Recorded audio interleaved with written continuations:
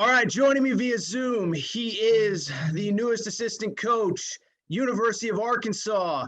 The media tour continues. I've seen this man on my screen more than Michael Strahan the last couple of days. What's up, Gus Argenal? How you doing, man?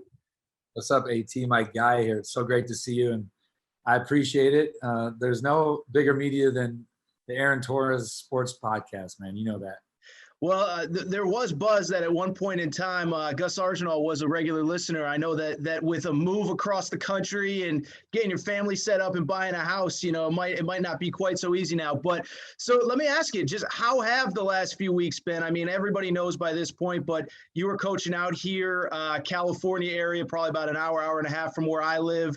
Obviously, this opportunity presents itself. Everybody knows you have the history with Coach Muss and all that stuff, but what have the last few weeks been like? You know, how you holding up? I can imagine that it was a whirlwind because, you know, the announcement gets made Monday, but it's very clear by anybody watching on YouTube that you are, of course, in Arkansas already rocking and rolling. So how have these past few weeks been? It's been quick, wild, and fun, but you know Coach Muss and how this thing goes. But I think really, you know, in coaching any business, the opportunity comes and it knocks on your door. And if you're not ready, then bad things can happen. And I think we might have something happen. Oh, Let's go, baby, the Aaron Torres Podcast. Dude, I'm going to get you on soon, Coach. Don't you worry, man. I was waiting till, you know, I don't know when, till I know you're still doing a little bit more recruiting. So I was going to wait till maybe the roster was a little bit more finalized, but I got to get you on soon, my man. Finalized. In the meantime, have a good interview with Gus. Let's go, AT. The Aaron Torres Sports Podcast. Let's go. Wow. Hey, so that's how it's going. That was our answer right there. We all good with that? Dude, I get. So he's excited. Can you match that excitement level every day? What's going on? You know I can. You've been to practice before, but I have been. That's pretty good coming from your head coach, right? Dude, well, seriously, let's talk about that because, you know, it goes without saying that gentleman that just joined us right there, you know, his track record speaks for itself at this point. We all know kind of the deal, head coach in the NBA, and you and I have talked about it. I've talked to him about it, the G League, the D League, the this, the that.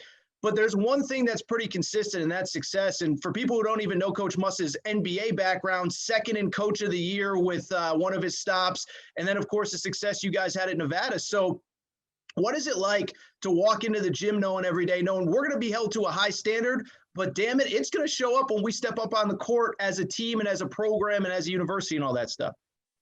The players, the coaches, the community, they get a sense of not hope, but you know when you walk in the gym that you got a chance to win. Wherever you are, whatever arena you're in, if your head coach exudes that, you feel pretty good. And I've been around a lot of great coaches that have that. Coach Muss obviously is one of the best at that. His track record speaks for itself. But his reps, I always say the repetitions he's had late game, in practice. He was a head coach at 24 for a professional team. So I'm not going to say his age now, but that's a lot of years of reps. And when you're playing an 82 NBA game schedule, I don't even know what his CBA schedule was in terms of how many games they played at that time. Think about all those years. So he knows exactly what it takes, end of a game, in practice, how to take care of the guys, their body, their legs. But yeah, he expects us to be ready to go too as well. And again, we're meeting about recruiting right now. We've been doing this all morning and getting prepared for what we have to do as a group. But again, that's why I love being here. I love being a part of it. We're kind of on a mission. And it's not just us versus the world. It's probably all Razorback Nation versus the world. Okay. But that's what he does, right? That's what he creates, and everybody's excited about it. So I was gonna say, what is that mission? You said you're on a mission, so. Well, last year at the end of the year, the run that they had, speaks for itself. But everybody, we want to win the SEC. We want to go farther in the NCAA tournament. Like at Nevada, we kept building up where we wanted to go. And that's a hard thing to live up to. But at the same time, why are you doing this if you don't want to keep building? And again, this program has been at the pinnacle of college basketball. It's been to 6 Final Fours. They were 1 game away. But really, we want to be the best in the SEC. And that's the number one thing. If you do that, you give yourself a chance at the end of the year to be right where you need to be in the NCAA tournament. And there's some luck involved with that. But again, coaches had some pretty good luck in the last 3 or 4 years in the NCAA tournament. So how do you, obviously you weren't there last year, but they finished second, beat the SEC regular season champ late in the season. I don't want to say get better or whatever, because it was really good last year, but how do you keep that consistency level up of, okay, that was really fun, but now this is the standard of it's late February, we're playing to put a banner up in Bud Walton Arena, and then we're playing to put an even bigger banner up when we get to the NCAA tournament. Well, the big thing right now is the challenge for the guys that are here. We have, I might be wrong with the number, but 6 or 7 returners that need to step up. And that's a big challenge for them. And they want to do that. We have some guys here now that are stepping into new roles. And then we have some incoming players that want to be a part of a winning program. And so combining those two is the biggest challenge, is the new with some of the returners, the age, the role definition, where they play on the roster. But we're really excited about not only just the guys that are coming in, but the guys that we have coming back. They did a lot of damage in the NCAA tournament. So again, this summer is so huge for us. The sooner we get them here, the better. We have a couple weeks till they're back. We start in June. So really that's how you win at the end of the year, is right now is building a foundation. And we did a really good job of that in Nevada, and we'll continue to do that here. How exciting is it for you guys that you were part of this at Nevada, and you're kind of getting to learn this at Arkansas, that now that standard is set, not just with the returning players, but now you can go to new guys that have never been part of what you're doing and say, look, this is what Moses Moody did. This is what Justin Smith did. If you want to be at that level, because, every guy, and I'm sure you and I have talked about it at some point, but I know I talk to Coach all the time. There are guys that think they work hard, whatever. And it's like, it's a different level to get to an Elite Eight, to be in the top 10 or 12 or whatever it was in the final week of the regular season. So how nice is it for you to go into recruiting now with that standard being set? I know you weren't there for all of it, but you're in these meetings now, you're in these conversations with recruits of like, look, this place ain't for everybody, but if you're ready to come and work, you're ready to, how nice is that? It's a pro mindset, right? Like everybody says they want to be a pro. Well, this is more pro mindset. At Arkansas, it's an MBA mindset. So you have to approach this, academically. That's number one. And again, them getting their degrees and going on and having that when they leave. But when it comes to this part of it, you're an MBA player. You have to prepare like that. You have to eat like that. When we recruit, we talk about that. That's just a reality. It's not talking about it and saying, well, we hope you can do it. Well, we can't recruit you if we don't think you can do that. And that's maybe a little bit of a difference. That's exciting for me, because that really is the best of the best. Now you're talking about, every player you're talking to needs to be somebody that hopefully can get to that roster. And if they develop into what they should be, they will be on a roster. So you mentioned kind of preparing guys for the NBA, and for people that aren't aware, you guys put guys into the NBA at Nevada, so you're familiar with what it takes. What does a school like Arkansas provide besides the obvious fan base, this, that, the other thing? Because one thing that I always argue, and I get yelled at sometimes for it by dumb people on social media, not that I really care, but that college basketball is not only a great platform, but what you guys do behind the scenes with strength and conditioning, nutrition, whatever. And so I know you're new to the Arkansas landscape. I get it. But when you're now getting on Zooms and you'll soon be going in homes, beyond just, hey, you get to play in front of 16, 17,000 people, what do you guys provide? Because I don't think a lot of people realize just how close kind of being an NBA player mimics that elite upper level of high major college basketball. I would say that in a short time, I realized it's the best of the best. Your eating facilities here, sponsored by Jerry Jones, Oh, okay. I mean, you have the best of the best. You have, again, we spend a crazy amount of money on their nutrition. If you look it up, Arkansas is one of the best in the country and spends the most money on that. Your facilities obviously are top notch, and everybody at this level has ridiculous facilities. But the people also make that up. Who we have as our strength coach, who's our nutritionist, who do we have that helps in terms of their publicizing and marketing of themselves. Like all these things are built in to a department now in college basketball and in college athletics you don't even think about, right? Name it, likeness is a huge part of this now. So we have somebody that handles that part of it for them. What do they want to be involved in? I mean, so the marketing, the branding for themselves in the future, there's so many parts of it. And again, you don't even think about that. But Arkansas is already ahead of the game with those little things. And again, we can't give away all our secrets, AT. Okay, I got you. But it is, if you want to become stronger, faster, quicker, mentally, that's another part of it. Another side of that is who we speak to, psychology, all those different parts of it. We have it all here. And I think that if you want to dive into it as a student athlete, you have access to everything. And that's really it. Now you have to kind of focus yourself as to what do I need to get better at? Am I more of a strength and conditioning guy right now that needs to gain weight or lose weight? Is it more that I just have to be in the gym more and again, working on my game more? Is it what part of it is your most important thing? And we have all of that. So talk about what you personally believe that you'll bring to Arkansas. You know, one thing, and we've talked about it, but, you know, when I was up at Nevada with you guys, with Coach Muss, you know, I was so impressed by the time that you personally spent in the film room with a Cody and a Caleb Martin, who are both in the NBA right now, with the guys that you had there. And, you know, I took it as you, the entire staff, but obviously we're talking about you specifically. You know, it was more than just, we leave the practice court and we don't see it till tomorrow. So what do you personally believe that you're going to bring to this program for people that are just getting ready to know you personally? Well, I think the strength is relationships. The recruiting portion of it, I've recruited everywhere in the country. I recruited really great players. It's building that quickly, and I've done that everywhere I've been, including Nevada. And again, as a head coach, I was a Division II head coach. So that part of it is seamless. My relationships with the players here, and that's right now in college basketball. We don't talk about it, but that's huge. Look at the transfer portal. Look at what's going on around America. You need to have people in your program that the players can confide in, that you can have a relationship with. And again, they feel comfortable, their families feel comfortable about you taking care of their son. Obviously, in terms of the basketball side of it, I've been a head coach. You know, at Nevada, I was more on the defensive side. Fullerton, I was more on the offensive side. We led the Big West in scoring, 3-point percentage. So those pieces I bring.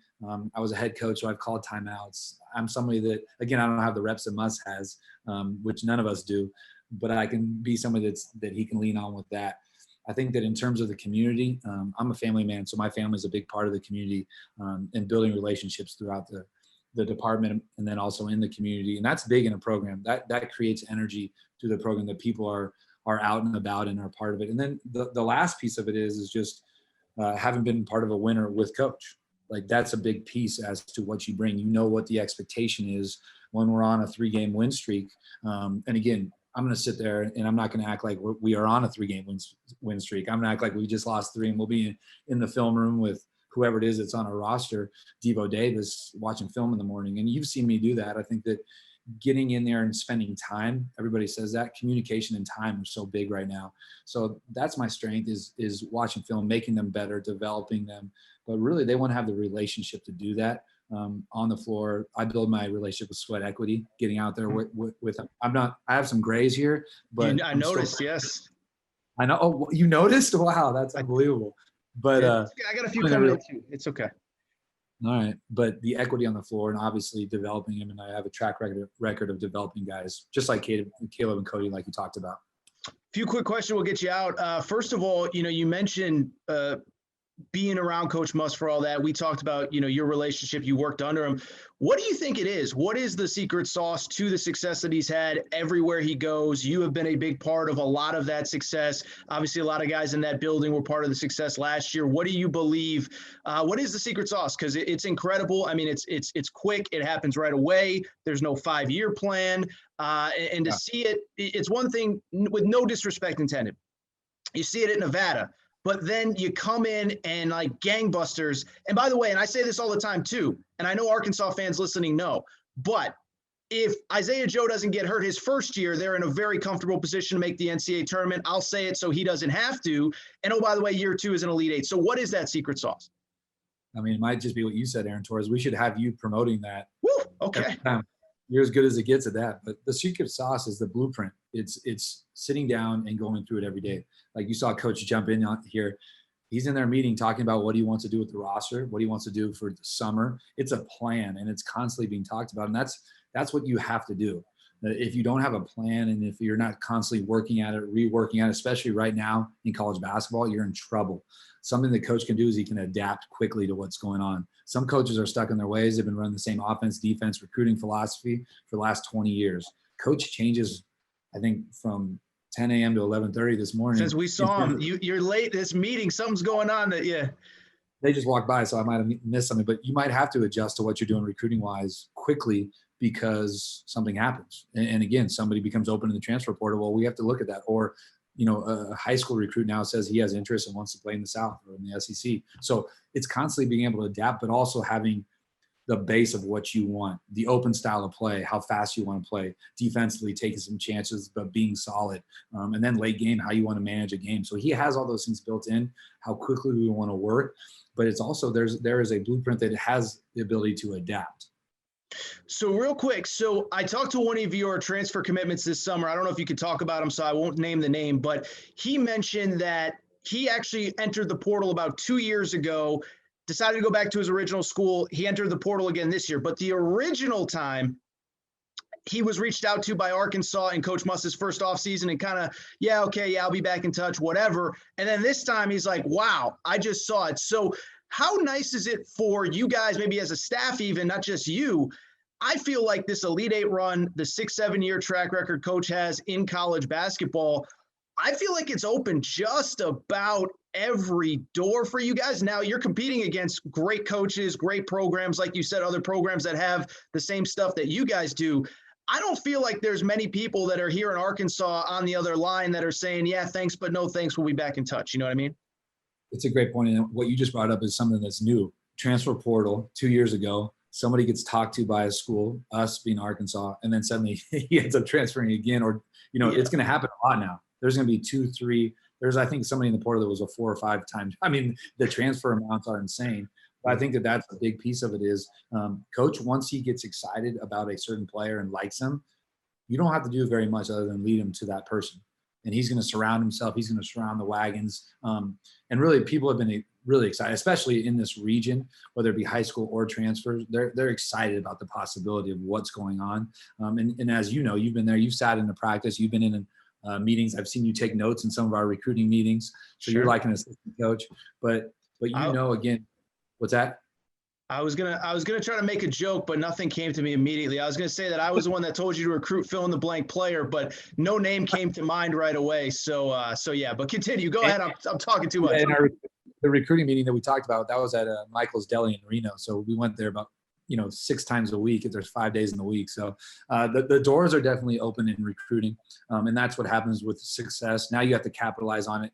Coach and the staff, obviously, I just got here, so they've done a phenomenal job of doing that. And it's our job to keep that going and to even try to get a better level of student athlete, whether it's high school, junior college, transfer, whatever it is. We don't care about that. We care about getting the best of the best. We're trying to win it big. Last one. You've coached in a lot of places. I heard you kind of in your introductory meeting with the media talk about, you've coached at Bud Walton, but you grew up, we're about the same age. I think, you're maybe a year or two older, no big deal, whatever. But that, you saw those Nolan Richardson, those great teams. I mean, how excited are you for that first time to walk out in that polo with the hog on it, for 18,000 at Bud Walton? I'm really excited. I mean, like I said, it's a dream come true. And the reason it is that is because I've always, like I did in Nevada, I wanted to be part of a team that has a chance to compete with the best of the best every single night. And that's something that you do. You dream about it. You want to be a part of it. When we used to walk into the gym at Lawler, it was electric. There was 11, 12,000 people. Now, if you almost double that and you think about Bud Walton with 19,000 people, one of the top 5, on campus, places to play, in the country, arenas, it doesn't get much better than that. So there'll be chills. You can't fake chills is what I always say. So there'll be some goosebumps. And again, for me, I don't think it gets much better, and I'm excited to try to make a run next year. Very good. Gus Argenal, assistant coach, Arkansas, with an appearance by Coach Muss. Man, I appreciate the time, dude. I know you got another meeting to get to, so I'm sorry for keeping you long, but it was fun. We'll do it again soon, okay? Man, I appreciate you so much.